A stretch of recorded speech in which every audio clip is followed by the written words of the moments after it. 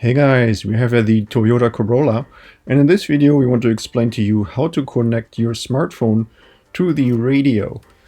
So in this example we are going to use an iPhone, but it does work in the same way for an Android phone as well. We start out by pressing the setup key on the left side of the screen, and then on the right on the display we're going to find here Bluetooth. And here we are now in the Bluetooth setup screen where there's already two different phones connected. So now we want to add another one, so there's the add button in the lower left corner. And for now we're already done here with the radio, and we're going to switch now to our iPhone here, where we're going to enter the settings menu.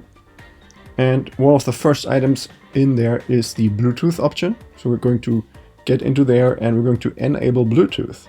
Now on the bottom of the screen we should relatively quickly find here the Toyota Corolla. So, and as soon as you've seen that, you're going to click on it, and now you're going to see a different pop-up that shows this number here. And we're going to match this number to what we see on the screen of the radio. See this here, the Bluetooth pin. These numbers should match. And then we're just going to press pair. And now it's going to ask us if we want to sync all kinds of data, so like our contacts, for example, or our text messages. In my case, I'm just going to decline this because I don't want this kind of data on the radio. Now we're already connected and the phone is ready to be used. Now in case you do want to delete a phone from the radio, then you're just going to click on the remove button, and then you select the phone that you want to remove. Just going to have to confirm this.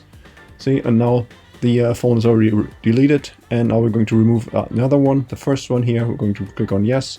And now the new phone that we just paired with the radio is the last one left. Okay, so this was already hit.